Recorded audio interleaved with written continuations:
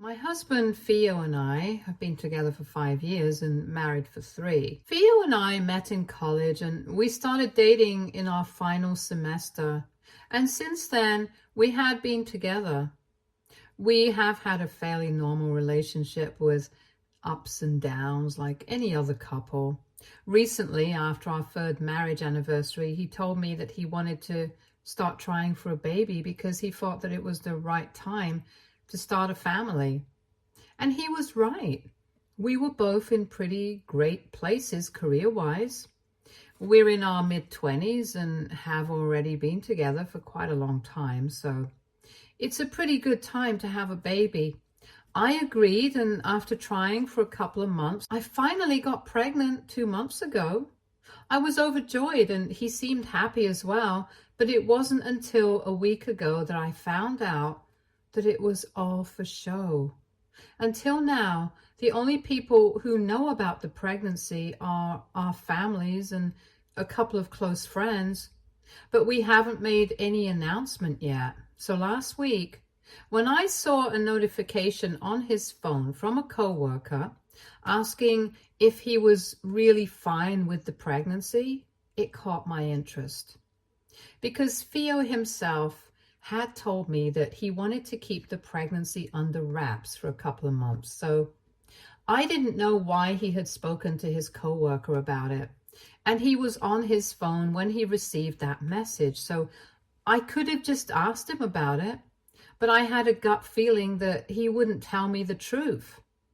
So later that night, I decided to go through his phone. I had to snoop because it was just my gut feeling that told me that I confronted him about it. I was never going to get a straight answer, and he might even delete all the messages, so I never would have been able to find out either. And I'm so glad that I decided to go through his phone secretly instead of just confronting him because of the things that I found in that conversation with his coworker. And I'm pretty sure he never would have confessed to it himself if I didn't already know the truth.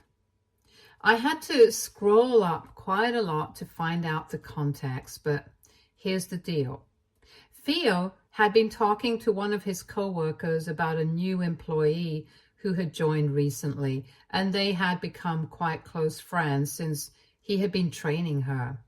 Let's call this woman Natasha.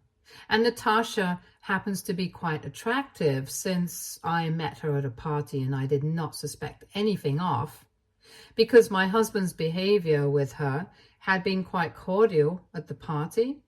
They seemed to be good friends and nothing more, so I had no reason to doubt him. But after reading the text he had sent his friend from work, realized that he was just putting on a front so that I wouldn't suspect anything. But in reality, he was quite attracted to her, and he had talked about it to his friend in detail. It was quite gross because he had said things like he couldn't stop thinking about her even when he was with me, and even though they hadn't exactly done anything yet, he had confessed that he wouldn't be against the idea if she tried to make a move on him. And if you think that that's the worst thing that he could have said, it actually gets even worse. He had also spoken about how he had started to find me very irritating and I had been getting on his nerves recently. In comparison, the time that he spent with Natasha seemed to be a lot more pleasant for him, so much so that he would end up finding himself waiting to go back to work every time that he would come back home to me. And he didn't feel like speaking to me at all. But he had to because I was pregnant and he didn't want me to suspect anything. He had said that he hated even having to sleep in the same bed with me, but he had no other option. His coworker has been trying to reason with him and had called him out on his strange behavior because it was really wrong of him to be leading me on like this, especially when he knew that he had started to lose feelings for me. The worst part was that Natasha had joined their workplace about 8 months ago, and I knew that because he had told me about how he had to help train a new employee and how annoying it was for him around that time. And if I'm not wrong, We celebrated our wedding anniversary 2 months after Natasha joined. So by the time that he had suggested the idea of starting a family, Natasha had already become a part of his life, and they had been friends at the time. I couldn't for the life of me figure out why he would suggest starting a family with me if he had started to lose feelings for me. He could have still changed his mind a few months after our anniversary, but he continued to actively try having a baby with me. And all the while, he was falling out of love with me.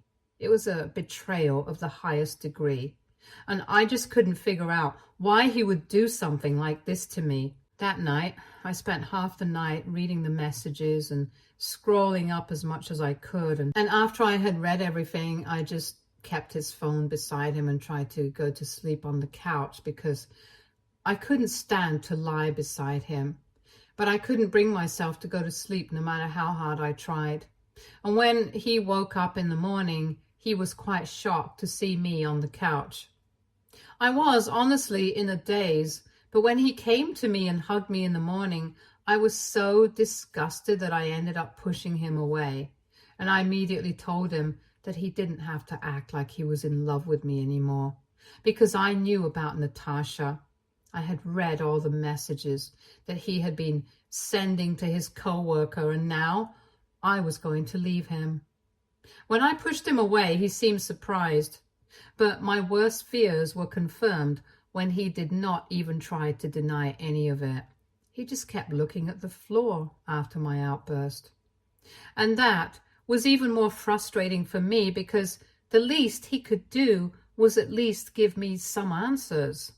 I had spent the entire night thinking about what I would say to him, but honestly, when I had the opportunity, I couldn't do anything but just cry on the couch beside him. Because unlike him, I was still in love with him and I wanted to make things work. But it was clear to me that it wouldn't be possible because I didn't think that he wanted to make it work. After crying for a good couple of minutes, I just asked him why he had decided to have a baby with me, especially when he knew that he was falling out of love with me, because I knew for a fact that by the time he had suggested starting a family, he had already started developing feelings for Natasha. And finally, that got him to talk, and he told me that he had suggested having a baby with me because he thought that this was just a phase and it would become easier for him to feel reconnected to me again once we had something to bond over, like a baby.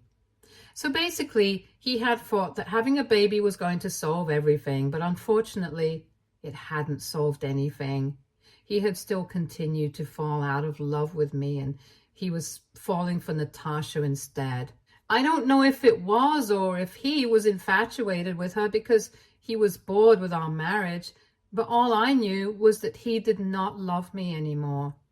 And because of him, I was not pregnant with the baby of a man who did not even love me, and it was just heartbreaking. After he told me that, he started to apologize to me, but I didn't even want to hear it. At that point, all I wanted to do was get away from him. So I packed a few of my things and left. He kept apologizing, but did not try to stop me, so I ended up going to my parents' place. And once I was there, I finally just had a complete meltdown. I told them everything about what I had found on his phone, what he had said, and I told them I did not want to go back to him. My dad was furious, but he kept his temper under control, and he told me that I was going to be living with them now, and whatever I needed to be brought back from my place, he would get it for me. But I didn't have to go back to see him again.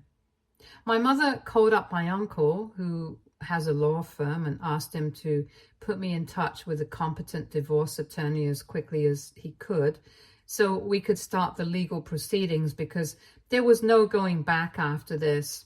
I had had the good sense to take a couple of screenshots of the conversation between him and his co-worker, and just for good measure, I had even taken a couple of screenshots of his conversation with Natasha. Although I have to admit, His conversation with his coworker was a lot more incriminating than his chats with Natasha, because even though he would flirt with her occasionally and she would flirt back, they never took it too far and mostly talked about work, but there's no telling what they got up to in person. Either way, I was not mad about whatever had or had not happened with Natasha. I was upset because he had actually said that he wouldn't be against the idea of cheating on me if Natasha wanted to make a move on him. And I didn't even care if it was a hypothetical situation. It was bad enough that he was even considering it. For me, that was as good as actually cheating on me. And let's not forget the fact that he had also talked a bunch of crap about me. Like how he had started to find me annoying and how he had been pretending to be in love with me and suggested that we have a baby because he thought that that would be the solution to all our problems. Basically, everything that he had done was unforgivable, and I had no intention of going back to him, but neither did I have any intention of giving up the baby or terminating my pregnancy just because the dad had turned out to be a jerk. I was ready to be a mother, with or without a husband. So along with the divorce, I also decided I was going to file for full custody of my child, at least until my baby was old enough to be left alone with his father. Worst comes to worst, I would agree to visiting rights, but there was no way that I was going to let him have partial custody. And these are the terms that I told my divorce lawyer, so he could start the process, prepare the paperwork, and file for the divorce and custody of my child. If you ask me, I thought I had been more than fair, because it's not like I had asked for any alimony, since I was also a working woman and I made the same kind of money that he did. Neither did I ask for any settlement money. I just wanted a fair and equal division of all our joint assets. The only thing that I was demanding was child support, because whether he liked it or not, it had been his idea to have a baby, even though he had already fallen out of love with me at that point. And it was just a last-ditch attempt by him to find a point of commonality so we could still be together, because he was too much of a coward to be honest with me and himself. He definitely owed me child support. And in my opinion, the terms of the divorce were completely fair. I had blocked him the day that I left home, and within a couple of days of that, he had been served. That had been around 2 days ago, and since then, his family had been blowing up my phone with calls and texts, begging me to come back. I guess by now, both his parents and his siblings have found out what he had been up to. Strangely enough, he told them what had really happened, and even more strangely, they think that it's still reasonable enough to ask me to come back to him. I haven't answered a single phone call from his family, but they still keep texting me relentlessly from several social media accounts since I started blocking them. They believe that he and I can still make it work, because even though he had been thinking about somebody else, it's not like he had actually done anything. And until he actually physically acts on his thoughts, it's no harm done. I don't think they understand the concept of emotional cheating, but it's not my responsibility to explain it to them, so I haven't said anything about it. I know for a fact that no matter how hard they try to convince me, it's not going to work, and I'm definitely not going back to him.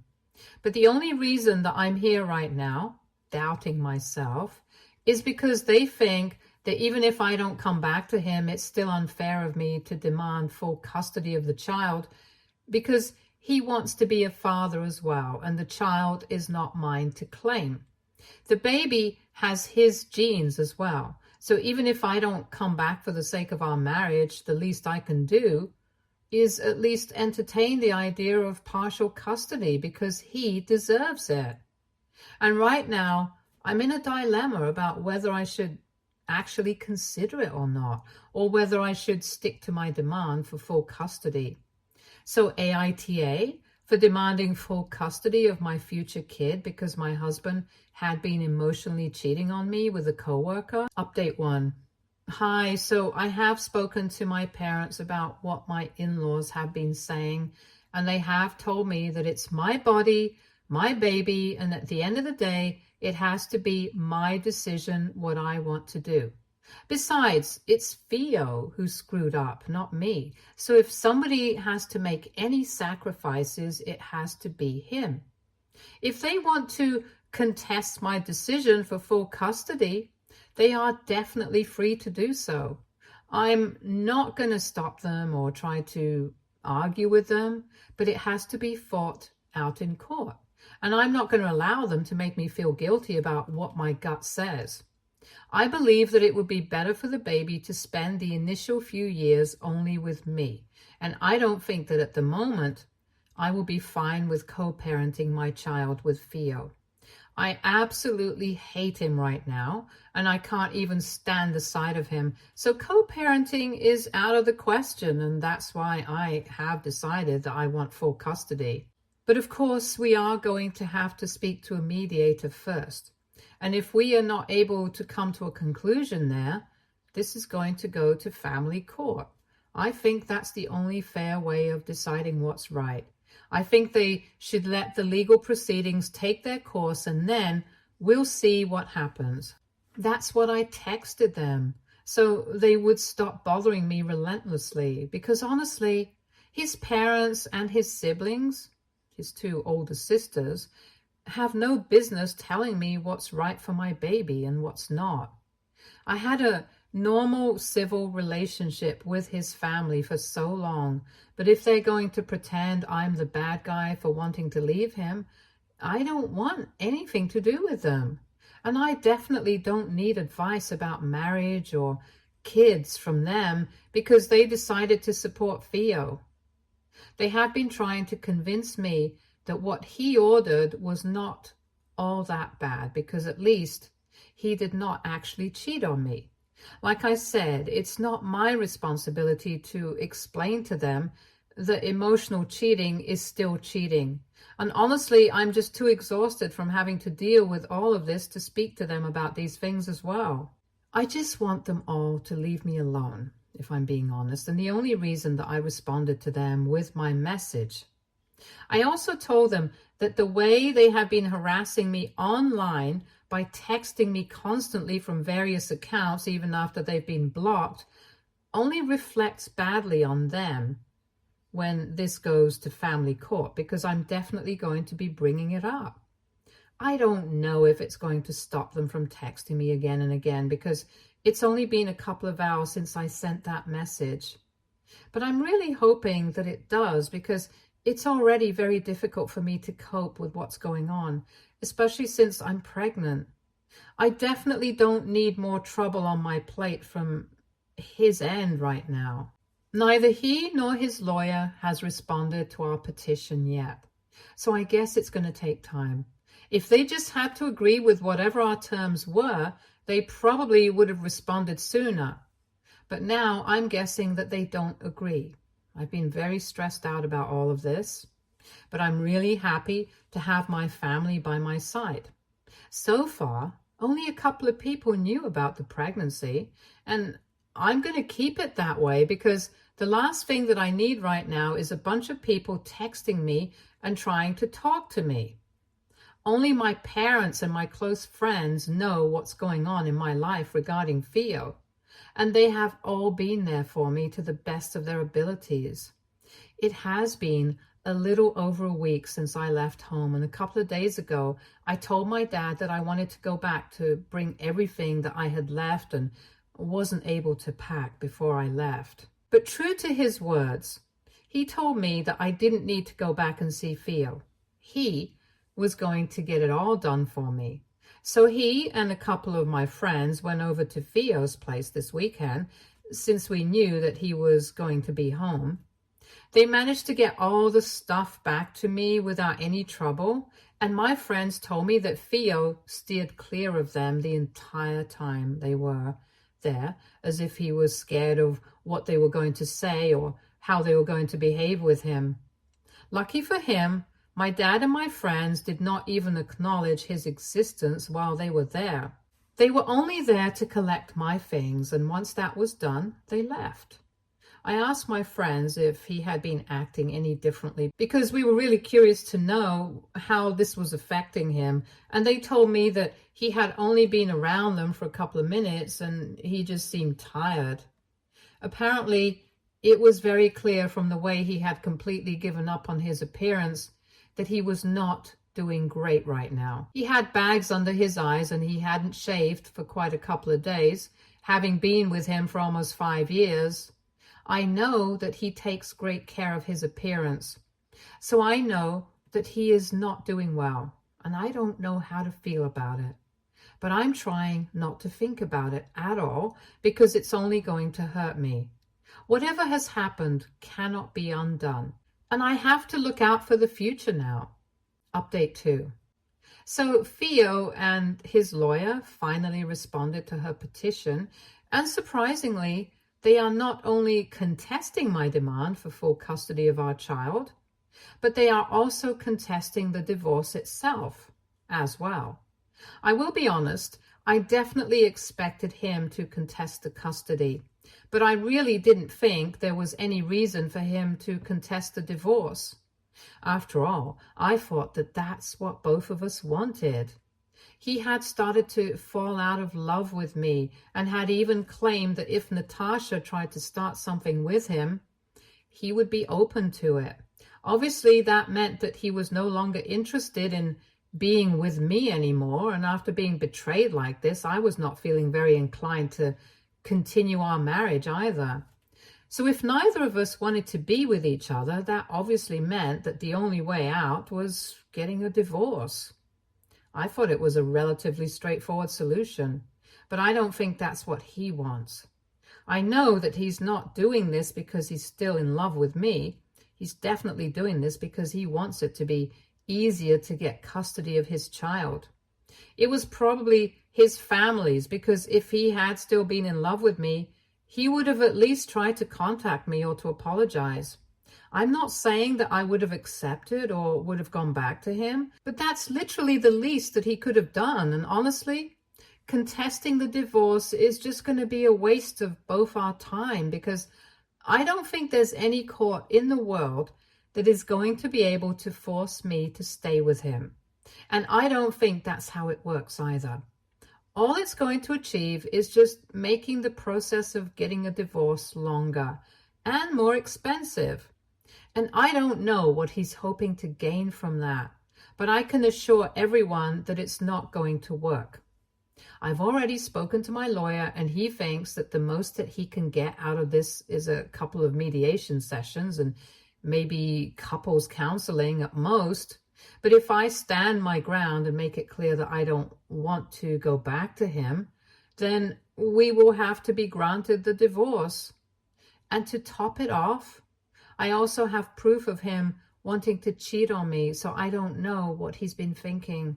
Anyway, they had taken me by surprise, but I'm prepared to fight now, both for getting the divorce that I want and also for full custody of my child. I'm just keeping my fingers crossed that everything works out in my favor, and I don't care how long it takes. But I'm definitely going to try my best to make sure that it does. Update 3. So it's been almost 1 month since I left home, and we have already started our mediation sessions. We have a court-appointed mediator, and we are going to first try to sort things out here. And in case it doesn't work out, which I'm trying to ensure it doesn't, we are going to head to family court. In my honest opinion, I think that's the only way to deal with this, because mediation is just a waste of time. Mediation is for people who think they have a shot at coming to a common ground and avoiding court. But I really don't think that is going to work out for me and Theo. It's very obvious that we want very different things. Like, he wants to cheat on me and I want a happy, healthy marriage. See? It just doesn't work out because we are so different. Anyway, things have been hard because I've had to see him in person a couple of times now, and it's difficult for me because the pregnancy has been messing up my hormones. And every time I see him or think about him, I just feel like breaking down. So it's been very difficult for me to hold myself together, especially when I have to sit through the mediation sessions and stare at his stupid face. I've tried my best to keep my cool because that's what my lawyer has advised me, and that's what I've been sticking to. He would try to avoid even looking at me during the first couple of sessions, and that suited me just fine. But recently, he had started trying to at least talk to me, but then we had to terminate those sessions early because I didn't want him to address immediately, and I only wanted him to speak to me through my lawyer. The last time that we had a mediation session, a couple of days ago, he kept quiet throughout the session, and yet another day was wasted. But while I was leaving, he stopped me in my tracks and told me that he wanted to speak to me in person. I tried to dodge him and leave, but he just kept standing in my way and told me that he just wanted to apologize for everything and that he really didn't want things to end this way. It was just exasperating. So I told him that if he really was apologetic for everything, then he could show me that he was sorry by accepting my terms of the divorce and the custody arrangement and leaving me alone. That's the only way that I would accept his apology. And if he wasn't ready to do that, then he should at least just let this go to court instead of wasting my time and money. Then I pushed him aside and I went back to my car and made sure to mention what just happened to my lawyer as well.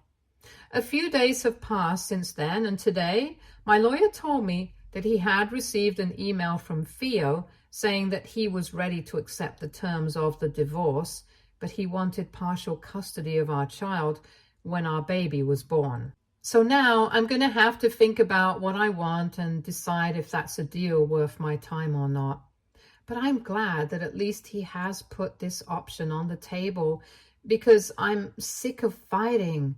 I just want to be done with this. So who knows, maybe this is a good thing. Update 4. Hi, it's been a few weeks since I last posted, and I've been quite busy since I've gotten along and there were a few complications regarding the pregnancy, but they're all sorted out now. Anyway, my lawyer and I decided that we were going to agree to his terms. He gets partial custody and we go through with the divorce. So that's why we have decided and we have communicated to his lawyer as well. So all that's left is for the divorce to be finalized and all the paperwork to be done. Then we stick to the arrangement that we have decided. It's a fair enough deal, and honestly, I just wanted everything to be over. He reached out to me shortly after my lawyer contacted him and told him that I was willing to agree to his terms and send me an email thanking me for everything. Once again, he apologized for putting me through all of this, but that doesn't really mean anything to me anymore. I'm just glad that I can move on with my life now, and I don't have to have anything to do with him anymore.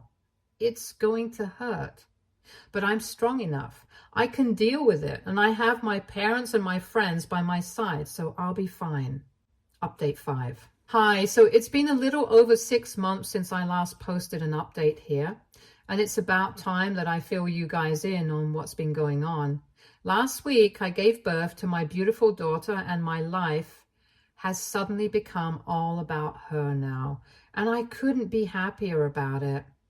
Theo really stepped up as a father and tried to be there for me as much as he could, and since we were going to have to stick to a co-parenting agreement, we tried to be civil to each other. We don't talk about anything apart from our daughter, and that's fine with me. I have started my healing process, and I'm trying to move on from him. I think I'm almost there, to be honest, because nowadays when I see him, I don't really feel anything. From what I know, he has started dating Natasha, probably after the divorce was finalized. Good for him, I guess. Right now, dating is off the table for me. I just want to be a good mother to my daughter, and I'm completely devoted to that one job. Theo and I are still trying to figure out a way to make sure that both of us get equal time with her. But until then, he's going to have to keep visiting me at my parents' place if he wants to see his daughter. My parents have been kind enough to open up their home to him and his family because all of them want to see her, and we're all trying to keep it civil for her sake. Hopefully, someday in the future, things will be okay. But for now, this is good enough for me. Stay tuned for more stories from our girl relationships.